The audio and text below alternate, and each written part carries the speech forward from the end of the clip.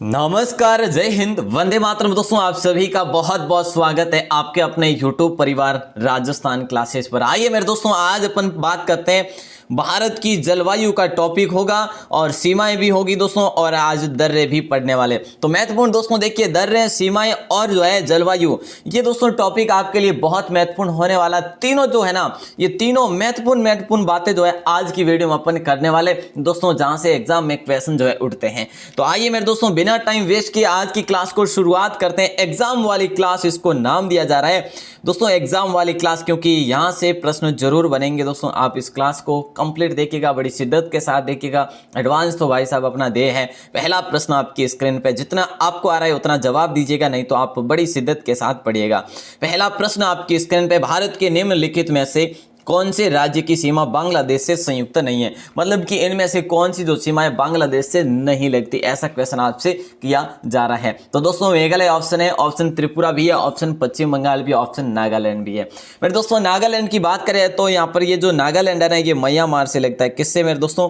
Myanmar से लगता है। नागालैंड की सीमा म्यांमार से लगती है। तो सिंपल सा क्वेश्चन है कि भाई जो है ना, कौन सी सीमा बांग्लादेश से नहीं लगती? तो नागालैंड की नहीं लगती, जो कि इससे लगती है म्यांमार से। बोले सर बांग्लादेश से कितने राज्य जो है हमारे लगते हैं? तो दोस्तों एक तो मेघालय हो गया, एक त्रिपुरा हो गया, एक पश्चिम बंगाल हो गया, और भी यहाँ पे लिखा हूँ क्या, और दोस्तों एक असम है, ठीक है। और कौन सा है दोस्तों? एक मिजोरम है। कौन सा है मेरे दोस्तों? मिजोरम है। और प्यारे दोस्तों त्रिपुरा हो जाता है, ठीक है, और पश्चिम बंगाल हो ही जाता है, ठीक है। तो ये चीजें, एक जो है मेघालय, ये चीजें हैं जो कुल कितने राज्य जो है पश्चिम बंगाल से लगते हैं मेरे दोस्तों? कुल 5 राज्य लगते हैं। तो ये चीजें ध्यान रखेंगे, बहुत इंपॉर्टेंट क्वेश्चन था ये, है ना। चलो आगे बढ़ते दोस्तों, ये क्वेश्चन कोई गलत ना करियो। अगला प्रश्न है, नवगठित राज्य तेलंगाना जो है कब बनाया गया था?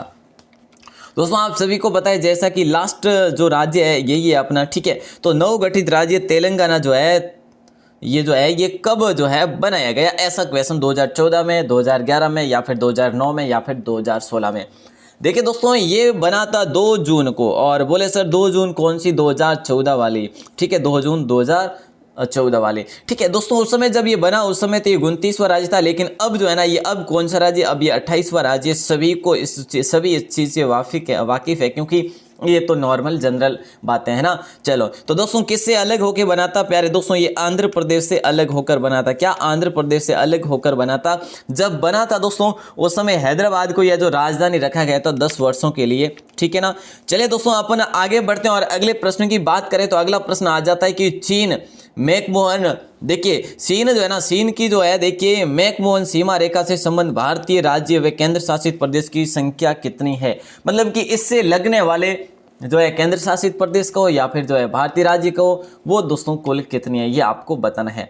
दोस्तों देखिए आप कहेंगे सर कितनी है, ये तो देखिए दोस्तों यहाँ पर जो है ना आपको पता चल जाएगा। मैं अगर आपसे पूछूं कि भाई कुल कितनी है सीमा, तो दोस्तों डी ऑप्शन को तो लॉक करेंगे, 6 है, ठीक है, केंद्र शासित प्रदेश। और अब की बात करें, अब अभी की है ना, केंद्र शासित प्रदेश और राज्य, ठीक है। तो डी ऑप्शन आपका सही आंसर हो जाएगा।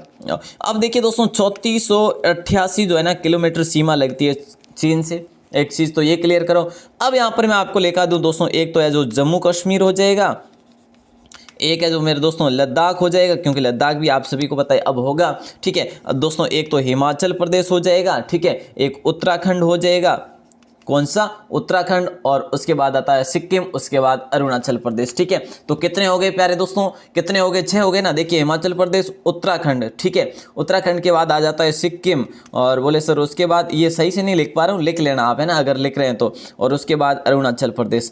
तो देखिए दोस्तों कितने आ रहे हैं, देखिए जम्मू कश्मीर, लद्दाख, हिमाचल प्रदेश, उत्तराखंड, सिक्किम और जो है अरुणाचल प्रदेश, ये जो है 6 राज्य और केंद्र शासित चीन से लगते हैं दोस्तों। अगला क्वेश्चन आपके स्क्रीन पे दे रहा हूं। नेक्स्ट क्वेश्चन दोस्तों आपकी स्क्रीन पे, क्षेत्रफल की दृष्टि से भारत का सबसे छोटा जो राज्य है वो कौन सा है? सभी जानते हैं कि भाई भारत का सबसे बड़ा राज्य कौन सा है, सभी जानते हैं। तो कौन सा है मेरे दोस्तों? राजस्थान है, ठीक है, जो कि 1 नंबर पर आता है, जो कि मध्य प्रदेश से अलग होकर बना था, ठीक है। तो दोस्तों इसकी जो है 34, 22, 39 जो कि वर्ग किलोमीटर में है, सभी को पता है राजस्थान की, तो ठीक है, इसको छोड़िए खैर। तो क्षेत्रफल की दृष्टि से भारत का सबसे छोटा राज्य पूछा जाए मेरे दोस्तों तो गोवा ही करेंगे आप सभी। बोले सर गोवा होगा, और ये हमें पता है 3702 वर्ग किलोमीटर है, ज्यादा नहीं है ना, 3702 वर्ग किलोमीटर। इतना तो अपना धौलपुर भी है, 3400 है ना। 3034। चलिए दोस्तों अब अपना आगे बढ़ते हैं, अगला प्रश्न देखते हैं। अगला प्रश्न जो है ना इंपॉर्टेंट क्वेश्चन है, प्रशासनिक दृष्टि से देश में कितने राज्य तथा केंद्र शासित प्रदेश है। ये क्वेश्चन ऐड किया है मेरे दोस्तों, मोस्ट इंपॉर्टेंट क्वेश्चन है क्योंकि ये क्वेश्चन कई बार पूछा गया और ये क्वेश्चन 50% लोगों को, मैं सही बता रहा हूँ, भारतीय 50% स्टूडेंट है इस क्वेश्चन को गलत कर रहे हैं, है ना। तो इसीलिए दोस्तों ये क्वेश्चन आपके लिए बहुत महत्वपूर्ण है। प्रशासनिक दृष्टि से देश में कितने राज्य और केंद्र शासित प्रदेश है। प्यारे दोस्तों 28 राज्य है और 8 केंद्र शासित प्रदेश है। कितने? 8 केंद्र शासित प्रदेश है। क्लियर? तो ए ऑप्शन को सभी लॉक करेंगे, मोस्ट इंपोर्टेंट क्वेश्चन है। अगला प्रश्न आपकी स्क्रीन पे है, 7 सिस्टर्स के नाम से प्रसिद्ध राज्य कौन सा है। देखिए दोस्तों 7 सिस्टर्स में मतलब कि प्रसिद्ध जो है ना राज्य वो कौन सा है, ये ऐसा आपसे पूछा जा रहा है। तो दोस्तों पश्चिमी राज्य है या पूर्वोत्तर राज्य है या दक्षिणी राज्य, आप उपरोक्त सभी, क्या होगा? आप कहेंगे सर जो है ये 7 सिस्टर, क्या इसमें 7 सिस्टर के नाम से तो क्या 7 राज्य हैं क्या? जी हाँ बिल्कुल है। तो दोस्तों राइट आंसर आप सभी का होगा पूर्वोत्तर राज्य। क्या हो जाएगा मेरे दोस्तों? पूर्वोत्तर राज्य हो जाएगा। पूर्वोत्तर राज्य जो है ना उसे 7 सिस्टर्स के नाम से जाना जाता है। अब आप कहेंगे सर कौन कौन से, देखिए दोस्तों लिख लीजिएगा 7 सिस्टर्स के नाम से। एक तो अरुणाचल प्रदेश है, दूसरा मैं आपके लिए लिखवा देता हूँ असम है दोस्तों, तीसरा यहाँ पर मैं लिख देता हूँ नागालैंड है, ठीक है, नागालैंड है। नंबर 4 पे अगर लिखूं तो दोस्तों मेघालय लिख देता हूं, ठीक है, मेघालय होगा, ठीक है। और नंबर 5 पे मणिपुर आता है मेरे दोस्तों, क्या? मणिपुर, ठीक है। और नंबर 6 पे जो है मिजोरम आता है दोस्तों, कौन सा? मिजोरम। और नंबर 7 पे त्रिपुरा आता है, कौन सा? त्रिपुरा। तो ये चीज़ें आपके लिए है इंपॉर्टेंट, बाकी जो है मैंने आपके लिए बता दिया, ठीक है। तो 7 सिस्टर्स के नाम से पूर्वोत्तर राज्य है, जिसमें पूर्वोत्तर में ये वाले राज्य है ना ये 7 नाम से, 7 बहनों के नाम से जाने जाते हैं। नेक्स्ट क्वेश्चन है, भारत के कितने पड़ोसी देशों से सीमा लगती है। और कई बार ऐसा होता है दोस्तों, मैं एक चीज़ आपको बता दूं, यहाँ पर जो है ना लक्ष्य बुक में क्या दे रखा है? 8 दे रखे हैं, ठीक है। लूसेंट बुक में क्या दे रखे हैं? 7 दे रखे हैं। और भी बहुत सारी बुक है जिसमें 7 ही दे रखे हैं। तो दोस्तों कहीं कहीं पे 8 भी दे रखे हैं, लेकिन दोस्तों ध्यान रखना जो है यहाँ पर राइट आंसर आप सभी का हो जाएगा 7, ठीक है। देखिए दोस्तों अगर यहाँ पर पूछा जाए कि भारत के कितने पड़ोसी देशों से सीमा लगती है, यहाँ पर आपको दोस्तों ऑप्शन जो है 7 ही दिया है। तो बिल्कुल जो है 7 ऑप्शन जो भी भाई बहन बता रहे हैं बिल्कुल सही है। अब देखिए दोस्तों यहाँ पर मैं आपको एक ट्रिक भी बता दूं, क्या बचपन में एमबीए किया सभी को पता होगा। ये ट्रिक भी वैसे ज़्यादा कोई है ना बचपन में एमबीए किया, बोले सर एमबीए किया मतलब कि, तो देखिए दोस्तों देखिए बी का मतलब हो जाएगा जैसे कि ये कौन सा? बांग्लादेश। चे का मतलब हो जाएगा चीन। प का मतलब हो जाएगा दोस्तों क्या होगा? प का मतलब होगा पाकिस्तान, ठीक है। और ने का मतलब हो जाएगा दोस्तों नेपाल। और MBA, ठीक है, MBA। तो दोस्तों ध्यान रखना जैसे कि एक तो बी का हो जाएगा भूटान, ए का हो जाएगा अफगानिस्तान और एम का मतलब हो जाएगा म्यांमार, ठीक है। तो दोस्तों ये चीज़ें जो है ध्यान रखेंगे, भारत के इतने पड़ोसी देशों से सीमा लगती है, मोस्ट इंपोर्टेंट क्वेश्चन है। अब अपना अगला प्रश्न आता है आपकी स्क्रीन पे। देखिए दोस्तों भारत की सीमा किस पड़ोसी देश से सर्वाधिक लगती है? भारत की किस पड़ोसी देश से सीमाएं सर्वाधिक लगती है? हाँ बिल्कुल सिंपल क्वेश्चन है। देखिए पाकिस्तान होगा, चीन होगा, नेपाल होगा या फिर जो है या फिर बांग्लादेश होगा। देखिए दोस्तों मैंने आपको बताया था पहले भी इस क्वेश्चन को, तो बांग्लादेश आप सभी लॉक करेंगे, क्या हो जाएगा? बांग्लादेश होगा दोस्तों। अब बांग्लादेश की बात करें सर कितनी, तो दोस्तों 4094 किलोमीटर जो है इसकी सीमा लगती है कुल। तो दोस्तों सबसे कम किसकी लगती है? सबसे कम दोस्तों अफगानिस्तान की लगती है। किसकी? अफगानिस्तान की लगती है, जिसकी मैं अगर बात करूं आपसे तो 106 किलोमीटर। कितनी दोस्तों? 106 किलोमीटर लगती है ओनली अफगानिस्तान की, जबकि बांग्लादेश की 4094 किलोमीटर लगती है। इसके बाद दोस्तों चीन का नंबर आता है, ठीक है। चलो तो यहाँ पर हो जाएगा आपका डी ऑप्शन। अगला प्रश्न है भारत का क्षेत्रफल विश्व के, देखिए दोस्तों यहाँ पर प्रश्न ये पूछा जा रहा है भारत का क्षेत्रफल विश्व के कुल क्षेत्रफल का कितना प्रतिशत है, ऐसा ही पूछा जा रहा है। बहुत आसान है मेरे दोस्तों, बहुत आसान है। क्षेत्रफल की दृष्टि से अगर बात की जाए तो दोस्तों विश्व का 7वां नंबर आता है भारत का, ठीक है। तो दोस्तों 2.42% जो है ना ये कुल विश्व का अपना भारत जो है प्रतिशत जो है इतना भूभाग रखता है अपने पास, ठीक है। और दोस्तों 2011 जनगणना के अनुसार की बात करें तो दोस्तों जनसंख्या जो है ना पूरे विश्व की जो भारत के पास है ना, तो 17.5% जो है ना जनसंख्या जो है भारत अपने पास रखता है, ठीक है। तो ध्यान रखना, इंपॉर्टेंट क्वेश्चन है दोस्तों। आगे बढ़ेंगे, अब अपन अगले प्रश्न को देखेंगे। किस राज्य की सीमा बांग्लादेश से नहीं लगती? ऐसा ही कुछ क्वेश्चन किया जा रहा है। देखिए दोस्तों, अगले अपन सीमाओं से रिलेटेड करेंगे, उसके बाद अपनी जलवायु के क्वेश्चन आने वाले, और उसके बाद अपने दर्रों के क्वेश्चन आने वाले। समझ रहे ना मेरी बात को? चलो देखिए, किस राज्य की सीमा बांग्लादेश से नहीं लगती? बिल्कुल नहीं लगती मेरे दोस्तों। बहुत ही अच्छा क्वेश्चन है, सी ऑप्शन के साथ जाएगा राइट आंसर। मणिपुर की नहीं लगती, ठीक है।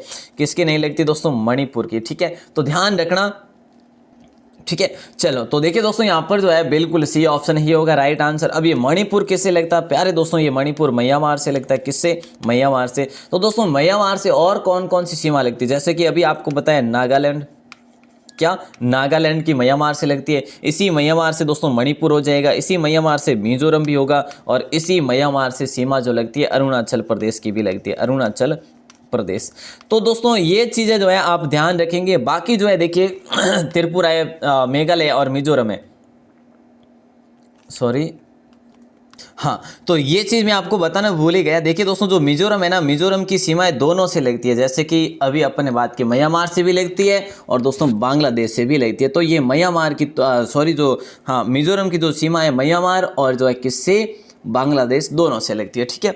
लेकिन इस प्रश्न का राइट आंसर जो बांग्लादेश से नहीं लगती वो मणिपुर हो जाएगा दोस्तों, ठीक है। अच्छा क्वेश्चन है, मणिपुर दोस्तों ये जो है म्यांमार से लगती है। आगे बढ़े क्या मेरे दोस्तों? अगला प्रश्न आता है कि भारत का वह स्थान जो भूमध्य रेखा के निकट जो है स्थित है। भारत का वह स्थान जो भूमध्य रेखा के निकट स्थित है, ऐसा क्वेश्चन आपसे किया जा रहा है।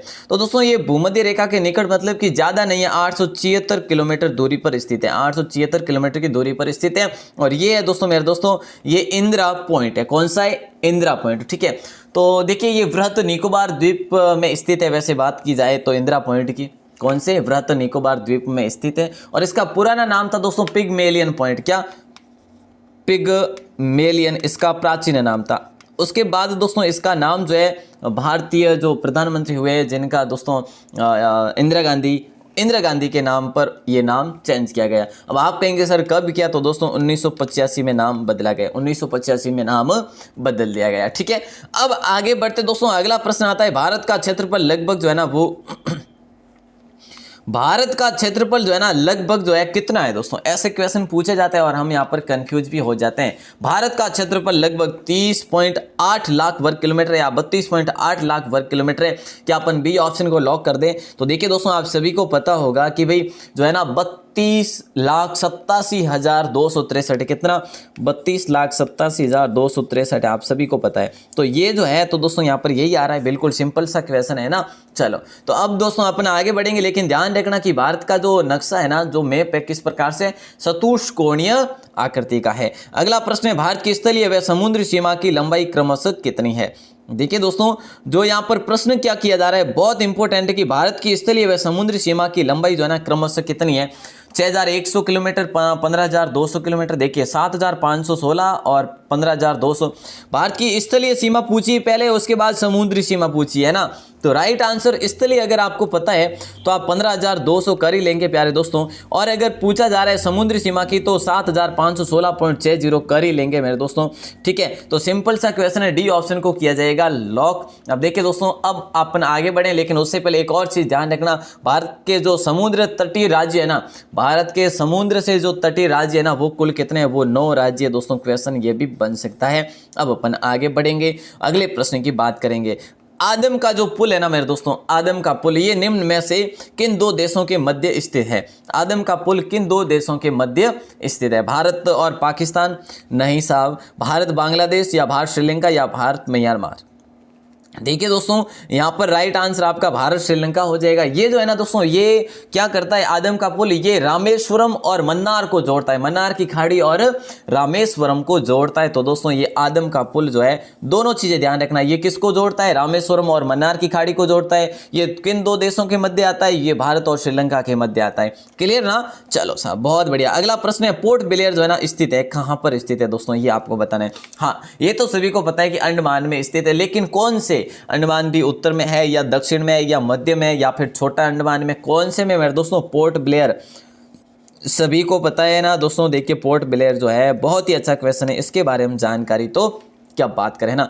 दक्षिणी अंडमान होगा मेरे दोस्तों राइट आंसर, बी ऑप्शन जो है राइट हो जाएगा। बहुत ही अच्छा क्वेश्चन है। अब मैं आपको ले चलूंगा आगे। दक्षिणी अंडमान में पोर्ट ब्लेयर है। अब यहां से दोस्तों देखिए ये क्वेश्चन आ गया है सीमा से संबंधित, लेकिन आगे जो है ना अपन जलवायु के क्वेश्चन आने वाले हैं। आज के प्रश्न थोड़े से कठिन जरूर होंगे, लेकिन जो है बहुत ही इंपॉर्टेंट होने वाले। भारत व चीन के मध्य नियंत्रण रेखा का निर्धारण कब हुआ? देखिए दोस्तों, भारत और चीन के मध्य नियंत्रण रेखा का निर्धारण कब हुआ? 1950 में, 1914 में, 1972 में, 1962 में। तो देखिए दोस्तों 1914 होगा राइट आंसर, बी ऑप्शन सभी का होगा 1914। बोले सर 1914 में क्या था? तो देखिए दोस्तों बात करें शिमला में सम्मेलन हुआ था, उस सम्मेलन में जो है निर्धारित हुई थी ये, ठीक है। अब आप कहेंगे सर मैकमोहन की जो रेखा है ना, मैकमोहन रेखा जो है इसकी कुल लंबाई कितनी? अभी तो बताए ना आपको 3488 है दोस्तों। कितनी है? 3488 किलोमीटर है। तो दोस्तों सर्वाधिक किसकी है? बांग्लादेश की। बोले सर कितनी? 4096 किलोमीटर, ठीक है। तो ये चीजें आपके लिए बहुत इंपॉर्टेंट है, जो कि ध्यान रखने योग्य बातें हैं। 30 वर्ष या फिर इससे अधिक समयावधि की औसत वायुमंडलीय दशाओं को क्या कहते हैं? देखिए दोस्तों 30 वर्ष या फिर इससे अधिक समयावधि की औसत वायुमंडलीय दशाओं को अपन क्या कहते हैं? मौसम कहते हैं, या फिर जलवायु कहते हैं, या फिर मेरे दोस्तों देखिए ऋतु कहते हैं, या फिर इनमें से क्या हो जाएगा, या फिर चक्रवात होगा। क्या होगा right answer? Most important question है दोस्तों। यहाँ पर अपन भारत जो है जलवायु कहते हैं। क्या बी ऑप्शन को लॉक करेंगे? है ना, बी ऑप्शन ही होगा दोस्तों लॉक, ठीक है। तो बिल्कुल जो है जलवायु हो जाएगा। अब देखिए दोस्तों जो भारत की जलवायु है ना, वो कैसी जलवायु? उष्ण कटिबंधीय मानसूनी जलवायु। कैसी है? उष्ण कटिबंधीय ये सभी को बताया, इसीलिए दोस्तों मैं आपके लिए एडवांस में इस प्रकार से बता रहा हूं। उष्ण कटिबंधीय मानसूनी जलवायु है भारत की जलवायु, ठीक है। अगर दोस्तों पूछा जाए ये मौसम जो होता है ये क्या होता है? मौसम की बात करें तो दोस्तों किसी थोड़े समय के लिए, किसी स्थान, विशेष स्थान या फिर जो भी स्थान है, थोड़े समय की, जैसे एक दिन या फिर एक सप्ताह की ही अवस्था हो, कोई वायुमंडल की अवस्था हो, उसे अपन क्या कहते हैं? मौसम कहते हैं ना। कहते हैं ना दिन के आज मौसम सुहावना है, तो वो एक दिन का या फिर कुछ सप्ताह भर का या फिर जो है ऐसे ही होता है, वो मौसम जो है ऐसे होता है, ठीक है। जलवायु बता चुका हूं दोस्तों। ऋतु जो होती है, ऋतु क्या होती है सभी को बताए। देखिए दोस्तों जो है ना भारत में जो है अपने जो है ना, जो मानसून को ऋतु के आधार पर निर्धारित किया गया। जैसे कि एक शीत ऋतु होती है, जैसे ग्रीष्म ऋतु होती है, जैसे कि वर्षा ऋतु होती है, जैसे कि शरद ऋतु होती है। तो ये 4 प्रकार की ऋतुएं भारत में है जलवायु के आधार पर, ठीक है, मानसून के आधार पर, ठीक है। अब दोस्तों आगे बढ़ते हैं। चक्रवात जो है आप सभी को पता है। नेक्स्ट क्वेश्चन है, भारत की सर्वाधिक वर्षा मुख्यतः प्राप्त होती है। देखिए दोस्तों भारत की सर्वाधिक वर्षा मुख्यतः प्राप्त होती है, किससे हमें प्राप्त होती है? देखिए जरा, वापस होती मानसून से, या उत्तर पूर्वी मानसून से, या दक्षिण पश्चिमी मानसून से, या फिर संवहनिक वर्षा से। मोस्ट इंपोर्टेंट क्वेश्चन है, हर भाई हर बहन का आंसर जाना चाहिए सी ऑप्शन के साथ मेरे दोस्तों। किसके साथ? सी ऑप्शन के साथ, दक्षिण पश्चिम मानसून से, ठीक है। चलो अगर बात करें दोस्तों, ये जो है ना ये वर्षा होती है सर्वाधिक कब से कब तक? तो दोस्तों जून से सितंबर तक। इतने दोस्तों रट लीजिएगा मेरे दोस्तों, कहीं से भी क्वेश्चन बने तो छोड़ेंगे नहीं अपने ना। जून से सितंबर तक दोस्तों, ये जो है ना कहीं कहीं पे आपको लिखा आएगा कि लगभग 80% वर्षा इसी मानसून से होती है, लेकिन दोस्तों परफेक्ट की मैं आपसे बात करूं तो 73.7% जो है ना वर्षा वो इसी से होती है। परफेक्ट है ये डाटा, ठीक है। तो ये चीजें भी ध्यान रखिएगा। और दोस्तों अब अपन आगे बढ़ते हैं और अगले प्रश्न को देखते हैं। लेकिन इसके बाद जिस मानसून से हमारे भारत में जो वर्षा होती है ना, वो होती है दोस्तों परवर्ती मानसून काल से। कौन से? परवर्ती मानसून काल से। आगे बढ़िए दोस्तों, निम्न में से किस राज्य में प्रत्यावर्ती मानसून का अधिक प्रभाव होता है? प्रत्यावर्ती मानसून मतलब कि मानसून निवर्तन, ठीक है। मानसून का निवर्तन होना दोस्तों यही है जो कहलाता है, ठीक है। तो इंपॉर्टेंट क्वेश्चन है दोस्तों, राज्य में प्रत्यावर्ती मानसून का अधिक प्रभाव होता है तमिलनाडु में, उड़ीसा में, पंजाब में, और जो है पश्चिम बंगाल भी ऑप्शन दे रखा है।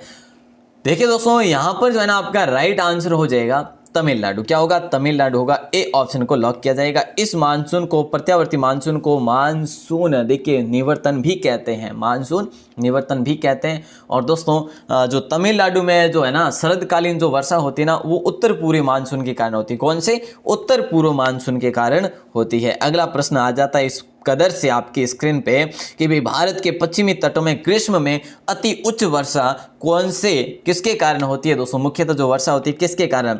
देखिए दोस्तों आज के जो है ना ये क्वेश्चन, हर क्वेश्चन को आपको इस कदर से क्लियर करवाने वाला हूं, टेंशन ना लीजिए, ठीक है। तो भारत के पश्चिमी तटों में ग्रीष्म में अति उच्च वर्षा जो है मुख्यतः किस कारण से होती है, उष्णकटिबंधीय अवस्थिति के कारण, या फिर समुद्र के निकट होने के कारण, या पश्चिमी घाट के कारण, या फिर अपन तो दोस्तों लॉक करेंगे ए ऑप्शन को, उष्णकटिबंधीय अवस्थिति के कारण। दोस्तों आपको याद होगा या फिर आपने पढ़ा होगा कि बंगाल व अरब सागर में जो उष्णकटिबंधीय चक्रवातों की जो उत्पत्ति होती है ना, जिसे पश्चिमी तटीय क्षेत्र में जो है, पश्चिमी तटीय क्षेत्र में, जैसे कि ये ना ये, तो ये कहाँ पर पड़ता है, गुजरात में दोस्तों, ठीक है। तो गुजरात में इससे काफ़ी हानि होती है, और इसी के साथ साथ दोस्तों पूर्वी क्षेत्रों में भी ये पहुंच जाता है ये मानसून है। तो देखिए इस प्रकार से ध्यान देना कि उष्णकटिबंधीय जो अवस्थिति है ना ये क्या है, तो बंगाल व अरब सागर में दोस्तों देखिए, हाँ जैसे कि यही है, बंगाल व अरब सागर में उष्णकटिबंधीय चक्रवातों की उत्पत्ति होती है, ठीक है। और जिससे क्या होता है दोस्तों, जिससे पूर्वी क्षेत्रों में, जैसे पूर्वी क्षेत्र कौन से, आंध्र प्रदेश और उड़ीसा, तथा पश्चिमी तटीय क्षेत्र में गुजरात को हानि होती है। तो मोस्ट इंपोर्टेंट यहाँ से क्वेश्चन बनता है मेरे दोस्तों, पश्चिमी का बनो चाहे जो पूर्वी क्षेत्र का बनो, ये क्वेश्चन जरूर बनता है, इसको आप लॉक कर लीजिएगा। अब मैं आपको ले चलूंगा अगले क्वेश्चन की ओर। 21 नंबर, भारत के उत्तरी मैदानों में शीतकाल में वर्षा होती है। देखिए जरा ध्यान देंगे कि भारत के उत्तरी मैदानों में शीतकाल में वर्षा होती है पश्चिमी विक्षोभों से या बंगाल की खाड़ी की मानसूनी जो है, मानसूनी सही लिखा नहीं है, ठीक है, यहाँ पर एक मात्रा होगी, बड़ा होगा, मानसूनी शाखा से, या फिर अरब सागर की मानसूनी शाखा से, या फिर जो है लौटते मानसून से। तो दोस्तों यहाँ पर होगा पश्चिमी विक्षोभ से, ठीक है। तो ए ऑप्शन को लॉक करेंगे अपन, कौन से ऑप्शन को, ए ऑप्शन को, ठीक है। इसे अपन जेट स्ट्रीम भी कहते हैं प्यारे दोस्तों, क्या इसे अपन जेट स्ट्रीम भी कहते हैं। बोल दे आपको कि जेट स्ट्रीम कौन से मानसून के या फिर कौन से विक्षोभों को कहा जाता है, पश्चिमी विक्षोभों को कहा जाता है मेरे दोस्तों। अब आप कहेंगे कि सर ये जो है कब होता है, तो दोस्तों ध्यान रखना, उत्तरी मैदानों में शीतकाल में वर्षा होती है, और शीत ऋतु कब से कब होती है, ये चीजें भी हमें ध्यान होनी चाहिए, क्योंकि ये व्यवहारिक ज्ञान है मेरे दोस्तों। और शीत ऋतु जो होती है ना, ये शीत ऋतु होती है 15 दिसंबर से 15 मार्च तक मानी जाती है मौसम के आधार पर, ठीक है दोस्तों, मानसून के आधार पर। तो ये अच्छा क्वेश्चन है, क्लियर ना। आगे बढ़ते हैं और अगले प्रश्न को देखते हैं। उत्तर पूर्वी मानसून से सबसे अधिक वर्षा प्राप्त करने वाला राज्य कौन सा है। देखिए दोस्तों उत्तर पूर्वी जो मानसून से जो है ना सबसे अधिक वर्षा प्राप्त करने वाला राज्य कौन सा है, असम होगा या तमिलनाडु होगा या पश्चिम बंगाल होगा या फिर ओडिशा होगा।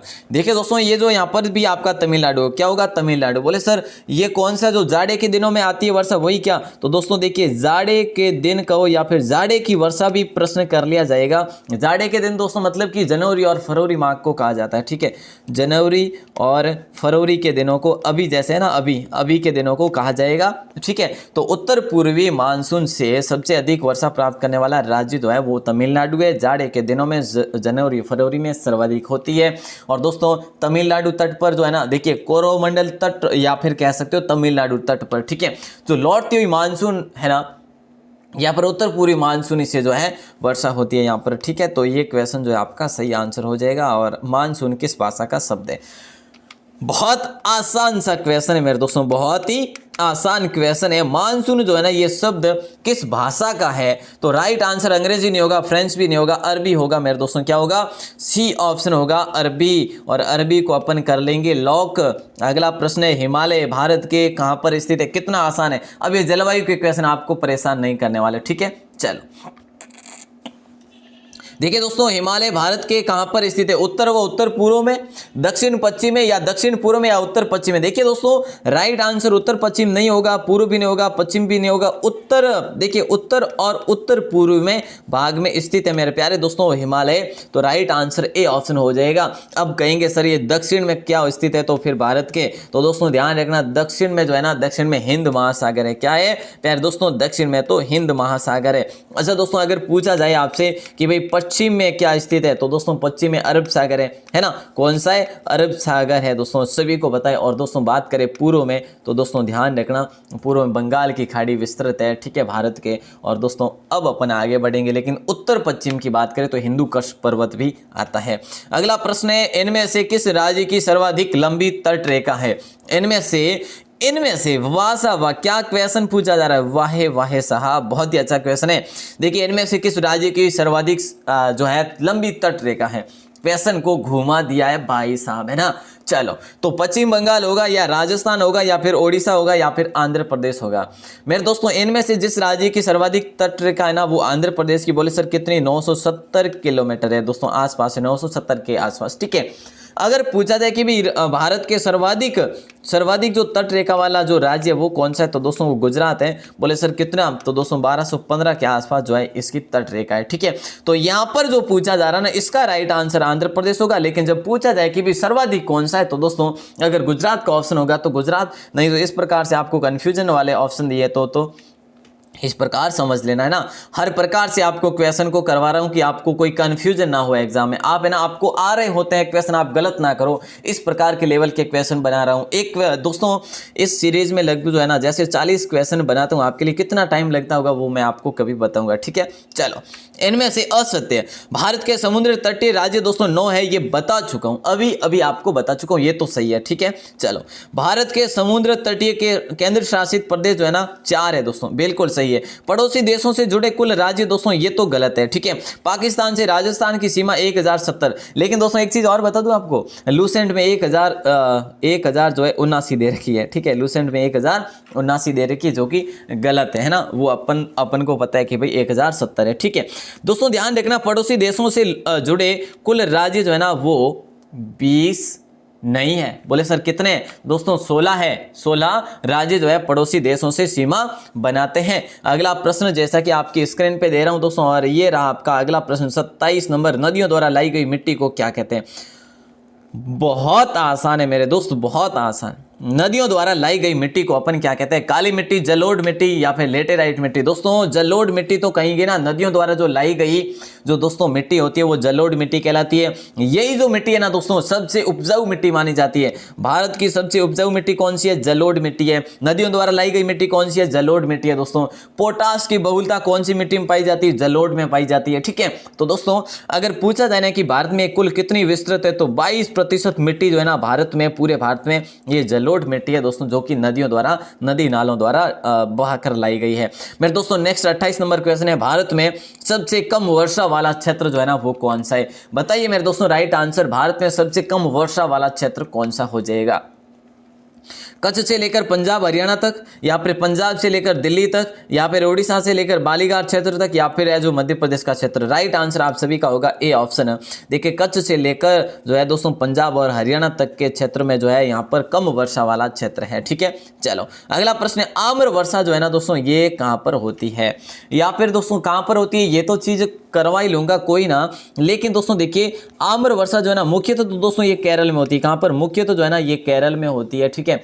और दोस्तों ये आम की फसल के लिए है, ठीक है, आम की खेती के लिए होती है आम्र वर्षा, ठीक है। तो इसको नाम भी आम्र वर्षा दे दिया क्योंकि इससे है ना आम की फसल को बहुत लाभ होता है, और इस लाभ के कारण दक्षिण भारत में, वैसे पूछा जाए दक्षिण भारत में और मुख्यतः केरल में जो है इसे आम्र वर्षा के रूप में मैंगो सोवर के नाम से जाना जाता है। अरब सागर शाखा का मानसून सबसे पहले किस राज्य में आता है? देखिए दोस्तों क्वेश्चन बड़ा इंपॉर्टेंट है, राइट आंसर बताइए। अरब सागर शाखा का मानसून सबसे पहले कौन से राज्य में आता है? देखिए उत्तर प्रदेश तो आसपास ही नहीं पड़ता है ना, मध्य प्रदेश भी आसपास ही नहीं पड़ता दोस्तों, ओडिशा भी दूर है। तो दोस्तों राइट आंसर आपका हो जाएगा केरल, ठीक है। क्या हो जाएगा दोस्तों? केरल हो जाएगा। जून के प्रथम सप्ताह में यहाँ पर प्रवेश कर जाता है, लगभग जून के प्रथम सप्ताह में यहाँ पर इसका दाखिला हो जाता है दोस्तों, ठीक है। अब इसमें होता है क्या है दोस्तों, देखिए पश्चिमी घाट पर्वत से, जो केरल के है ना पश्चिमी घाट पर्वत, तो यहाँ पर टकरा कर केरल के तटों पर ये सबसे पहले वर्षा करता है, और इसे जो है ना मानसून प्रस्फोट भी कहा जाता है, मानसून प्रस्फोट भी कहा जाता है दोस्तों। ध्यान रखना मानसून प्रस्फोट किसे कहा जाता है? अरब सागर के मानसून को, जो कि केरल में पश्चिमी तट पर टकरा कर जो है आता है, ठीक है साहब। अगला प्रश्न है, भारत के किस भाग में सर्वाधिक दैनिक तापांतर पाया जाता है? आसान सा क्वेश्चन है आपकी स्क्रीन पे। छत्तीसगढ़ के मैदानों के आंतरिक क्षेत्रों में नहीं साहब। भारत के किस भाग में सर्वाधिक दैनिक तापांतर पाया जाता है? सिंपल क्वेश्चन है मेरे दोस्तों, राजस्थान के मरुस्थलीय क्षेत्र में हो जाएगा। अब अपन यहाँ पर बात करें चूरू और जैसलमेर होगा, है ना। चलो साहब, और सबसे गर्म जो है ना स्थान दोस्तों कौन सा है? फलोदी है। ये चीज भी सभी को पता होनी चाहिए। आगे बढ़ेंगे मेरे दोस्तों और अगला प्रश्न देखेंगे। भारत में वर्षा सर्वाधिक वर्षा जो है, भारतवर्ष में सर्वाधिक वर्षा जो है कौन से क्षेत्र में होती है? अब यहाँ पर कोई कंफ्यूज ना होइए मेरे साथियों, कंफ्यूज ना होइए, क्योंकि क्वेश्चन बहुत आसान है। भारतवर्ष में सर्वाधिक वर्षा है ना, देखिए दोस्तों अब यहाँ पे कहीं पे आपको मेघालय दिख रहा है क्या? एक ही ऑप्शन में मेघालय दिख रहा है क्या? तो फिर आप गलत नहीं करेंगे, मुझे पता है, क्योंकि पश्चिमी घाट देख लो, और दोस्तों जैसे पश्चिमी घाट केरल वगैरह ये हो गया, ठीक है, तो हिमालय क्षेत्र हो गया, ठीक है, और दोस्तों मेघालय भी हो गया। तो तीनों क्षेत्र यहाँ पर दिए जहां पर वर्षा सर्वाधिक होती है, और दोस्तों सर्वाधिक वर्षा होती है मानसिनराम में। कौन से में? मानसिनराम में होती है दोस्तों, ठीक है। और दोस्तों आपको याद होगा कि बंगाल की खाड़ी से जो आने वाली हवाएं है ना, वो अधिक मानसून लेकर आती है, और उसके साथ जो है ये वर्षा आती है, जिसके कारण मानसिनराम में भी सर्वाधिक वर्षा होती है। दोस्तों आगे बढ़ेंगे और अगले प्रश्न को देखेंगे। निम्न में से कौन सा हिमालय पास भारत और चीन के बीच स्थित है? हिमालय जो है ना दोस्तों किसके जो है ना, देखिए हिमालय जो है, हिमालय दर्रा कर लीजिएगा यहाँ पर, ठीक है, हिमालय दर्रा जो है ये भारत और चीन के बीच में स्थित है। तो दोस्तों कौन सा जो है राइट आंसर होगा? दोस्तों देखिए इनमें से हिमालय के पास कर लो या फिर दर्रा कर लो, भारत और चीन के मध्य कौन सा? शिप किला है या फिर जो है भोर घाट है, या फिर शेन कोटा है, या फिर थाल घाट है? देखिए दोस्तों शिप किला हो जाएगा राइट आंसर। क्या होगा? शिप किला होगा। बहुत ही अच्छा क्वेश्चन है, ए ऑप्शन को आपसे भी लॉक करेंगे। ये शिप किला जो है ना, ये शिमला से तिब्बत को वैसे जोड़ता है दोस्तों, ध्यान रखना, ये भी क्वेश्चन अच्छा है। उत्तराखंड में स्थित दर्रा कौन सा है? देखिए दोस्तों उत्तराखंड में जो दर्रा है ना, इनमें से वो कौन सा है? बनिहाल दर्रा होगा, या पीर पंजाल होगा, या फिर लिपुलेख होगा, या फिर बुर्जिल होगा? उत्तराखंड वाला दोस्तों देखिए बनिहाल तो जो है जम्मू कश्मीर में मेरे दोस्तों, ठीक है, पीर पंजाल भी जम्मू कश्मीर में, ये दोनों आपको पता है। फिर बुर्जिल भी दोस्तों कहां पर है? बुर्जिल भी जम्मू कश्मीर में मेरे दोस्तों। तो लिपुलेख जो दर्रा है ना उत्तराखंड में। बोले सर उत्तराखंड में एक और दर्रा है जो कि मुख्यतः है, वो कौन सा है? नाम नहीं आ रहा है दोस्तों, ध्यान रखना, माना नीति, ठीक है, माना नीति दर्रा जो है ना ये कहां पर है? ये भी उत्तराखंड में है। इंपोर्टेंट क्वेश्चन, ठीक है, लेकिन ध्यान रखना बनियाल पास दर्रा, ठीक है, पीर पंजाल दर्रा या फिर जो है बुर्जिल दर्रा, ये कहां पर? ये जम्मू कश्मीर में दोस्तों। अगला प्रश्न है, अगला यहां पर इस प्रकार से पूछा जा रहा है, इस क्वेश्चन को दोस्तों सभी को लॉक करना होगा, मोस्ट इंपोर्टेंट क्वेश्चन है भाई। देखिए प्रश्न ऐसा पूछा जा रहा है, इस साइड जो है दर्रे पूछे जा रहे हैं, इस साइड जो है राज्य में स्थिति पूछी जा रही है, ठीक है, राज्य या फिर जो है आप केंद्र शासित प्रदेश। निम्नलिखित में से कौन सा सुमेलित नहीं, मतलब कि असुमेलित कौन सा है इनमें से? ऐसा ही कुछ क्वेश्चन किया जा रहा है। तो देखिए दोस्तों शिपकिला दर्रा जो है, शिपकिला दर्रा जो है दोस्तों ये कहां पर है? देखिए जेलेपा जो है दोस्तों, देखिए जेलेपा जो है ना ये मणिपुर दे रखा है, बोमडिला जो है अरुणाचल प्रदेश दे रखा है, और यांग्याप जो है दोस्तों अरुणाचल प्रदेश भी दे रखा है। तो सिंपल सा क्वेश्चन है दोस्तों। देखिए शिपकिला जो दर्रा है ना ये हिमाचल प्रदेश है बिल्कुल, और जेलेपा जो दर्रा है ना ये मणिपुर में नहीं है। तो साहब कहाँ पे? ये दोस्तों सिक्किम है। कहाँ पर है मेरे दोस्तों? सिक्किम में है। तो ये भी आप ध्यान रखें, जेलेपला जो है ना ये सिक्किम में, बोमडिला अरुणाचल प्रदेश है दोस्तों, ठीक है, और यांग्याप जो है ना ये यांग्याप कहीं पे लिखा है, कहीं पे यांगयेप लिखा है, तो अरुणाचल प्रदेश में ये भी, ठीक है। तो देखिए दोस्तों अगर बात करें कि भी सिक्किम में और भी दर्रे हैं, कौन सा? जैसे कि एक और दर्रा है नाथुला दर्रा दोस्तों, कौन सा? एक नाम से नाथुला दर्रा नाम से है सिक्किम में, और जो कि मोस्ट इंपोर्टेंट है। और दोस्तों ये जो दर्रा है ना नाथुला वाला, जो सिक्किम और तिब्बत को जोड़ता है, नाथुला वाला दर्रा, ठीक है। चलो साहब अगला प्रश्न है, गोवा और मंगलोर तट का जो है, मंगलोर का तट जो है कहलाता है क्या? गोवा और मैंगलोर का जो तट कहलाता है ना दोस्तों, इन दोनों का तट क्या कहलाता है? केनरा तट, या काकीनाडा, या फिर मालाबार, या फिर इनमें से कोई नहीं? देखिए दोस्तों जो काकीनाडा जो है ना, ये काकीनाडा कृष्णा नदी डेल्टा और गंगा नदी डेल्टा के मध्य के भाग को कहते हैं, ठीक है। अब देखिए दोस्तों मालाबार तट की बात करें तो मैंगलोर से कन्याकुमारी को जोड़ता है ये मालाबार, मैंगलोर से कन्याकुमारी को जोड़ता है ये, ठीक है। अब ये केनरा तट आपका राइट आंसर हो जाएगा मेरे दोस्तों। गोवा और मैंगलोर तक का जो तट कहलाता है वो केनरा तट कहलाता है, ठीक है। चलो साहब अगला प्रश्न आता है कि श्रीनगर से गिलगित को जोड़ने वाला दर्रा कौन सा है? देखिए दोस्तों यहाँ पर जो है ना, यहाँ पर मैंने ऑथेंटिक बुक से लिए है। यहाँ पर मैं सही बताऊँ ना बहुत कन्फ्यूजन देते ये क्वेश्चन का, मतलब कि बड़ी से बड़ी बुक में देख लिया दोस्तों अलग अलग दे रखा है, पता नहीं क्या क्या जो है हमें समझ रखा है ना। तो देखिए दोस्तों यहाँ पर जो है ऑथेंटिक अपन पढ़ रहे हैं, उम्मीद करूँगा ये आपके लिए क्वेश्चन जो है बहुत ही काम आने वाले हैं। श्रीनगर से गिलगित को जोड़ने वाला जो दर्रा है, माना दर्रा होगा, या बनिहाल दर्रा होगा, या काराकोरम दर्रा होगा, या बुर्जिल दर्रा होगा? बुर्जिल दर्रा होगा दोस्तों। कौन सा होगा? बुर्जिल दर्रा। आज पेन भी सही से काम नहीं करी। तो दोस्तों देखिए डी ऑप्शन को लॉक किया जाएगा। श्रीनगर से गिलगित को जोड़ने वाला दर्रा बुर्जिल दर्रा है। आपको मैं बता चुका हूं कि भाई ये दर्रा जम्मू कश्मीर में स्थित है। कहां पर है प्यारे दोस्तों? जम्मू कश्मीर में स्थित है। भारत का सबसे बड़ा पठार कौन सा है? दोस्तों बहुत इंपॉर्टेंट क्वेश्चन, इनमें से कौन सा जो पठार है भारत का सबसे बड़ा पठार है दोस्तों? जहां पर काली मिट्टी सर्वाधिक पाई जाती है।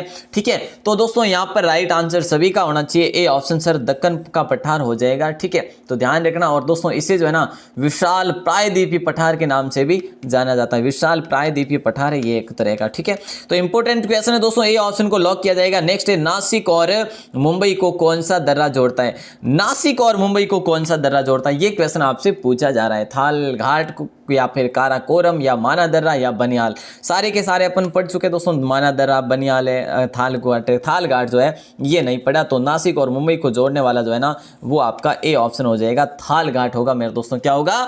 थाल घाट। एक और क्वेश्चन आपसे मैं पूछ लेता हूं, फिर आपकी क्लास का करता हूं एंड। भारत का सबसे ऊंचा पठार दोस्तों, देखिए भारत का सबसे ऊंचा जो पठार है ना इनमें से कौन सा हो जाएगा? लद्दाख होगा या लावा पठार होगा, छोटा नागपुर होगा या फिर जो है मालवा पठार होगा? देखिए दोस्तों अपन ने अभी बात कर लिया दक्कन का पठार जो है ये सर्वाधिक जो है क्या है बड़ा पठार है। अब ऊंचे पठार की बात करें तो लद्दाख पठार जो है ये सबसे ऊंचा है दोस्तों। भारत का सबसे बड़ा ग्लेशियर कौन सा है दोस्तों? बड़ा ग्लेशियर कौन सा है? ये चीज सभी को पता है, सियाचिन ग्लेशियर। कौन सा है? सियाचिन ग्लेशियर है दोस्तों, ध्यान रखना। ठीक है, जो कि काराकोरम पर्वत श्रेणी के अंतर्गत आता है। तो दोस्तों ये थे आपके 40 क्वेश्चन। मुझे पता है कि बहुत कंफ्यूज करने वाले क्वेश्चन थे। अगर आपको भी देखिए दोस्तों मैं आपको चीजें जो है क्लियर बता चुका हूं। अगर आपको भी कोई डाउट लगे तो मुझे जरूर बता सकते हैं बेधड़क होके, क्योंकि आज की क्लास ही पूरी डाउटफुल ही है। क्योंकि देखिए मैंने आपको बता दिया जैसा है मेरे पास हर प्रकार की है बुक में भी देखिए थ्योरी से वैसे ये क्वेश्चन आपके लिए मैं बनाता हूँ तो हर जगह जो है अलग अलग दे रखा है। अगर आपने कौन सी बुक से क्या पढ़ा है वो अगर है आपके पास तो ज़रूर से ज़रूर बताएं। और दोस्तों देखिए आज की क्लास लगी कैसी आपको ये हमें ज़रूर बताएं, इंपॉर्टेंट क्लास लगी या नहीं। अब मैं आपको एक क्वेश्चन दे रहा हूँ जिसका आंसर आपको देना है बाहर आके कॉमेंट सेक्शन में। दोस्तों मैं आपको क्वेश्चन दे रहा हूं, किसका? साइंस का क्वेश्चन दे रहा हूं। एक इंपॉर्टेंट क्वेश्चन दे रहा हूं दोस्तों, बहुत आसान क्वेश्चन होगा, बहुत आसान साइंस का क्वेश्चन है। ठीक है ना? तो दोस्तों देखिए मैं यहाँ पे लिख रहा हूं आपके लिए टुडे क्वेश्चन। आज का क्वेश्चन देखिए दोस्तों, मानव शरीर, बाहर आके देना है अभी, जैसे ऐसा कोई जरूर नहीं है। मानव शरीर की सबसे बड़ी ग्रंथि कौन सी है?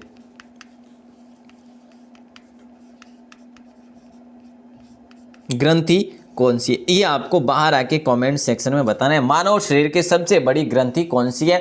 ठीक है, तो ये चीज जरूर बताइएगा दोस्तों जिनको भी पता है, क्योंकि कल सुबह आपके लिए साइंस की क्लास आने वाली है। तो जरूर से जरूर सभी भाई बहन तैयार रहें। और दोस्तों आप सभी का बहुत बहुत आभार, बहुत बहुत धन्यवाद। जितना आपने लास्ट तक बने रहकर सहयोग दिया उसके लिए बिल्कुल शुक्रिया। जय हिंद, वंदे मातरम। अगर पहली बार है कोई भाई बहन तो चैनल को सब्सक्राइब जरूर कर लीजिएगा, बेल प्रेस जरूर दबा दीजिएगा। अपनी सुबह भी 9 बजे क्लास होती है और 6 बजे भी शाम के टाइम क्लास होती है दोस्तों। और जो है 9 बजे, 6 बजे और रात्रि 8:40 पर भी क्लास होती है। तो इन तीनों टाइम क्लास में ज़रूर ज्वाइन करें। और कल के बाद जो है आपके लिए क्लास मैथ्स और रीजनिंग की भी आने वाली है। तो जल्दी से जल्दी सब्सक्राइब कर लीजिएगा, क्योंकि अब जो है आपके लिए रेगुलर जो है क्लासेस सभी सब्जेक्ट की लगाई जा रही है। सभी का आभार, सभी का धन्यवाद।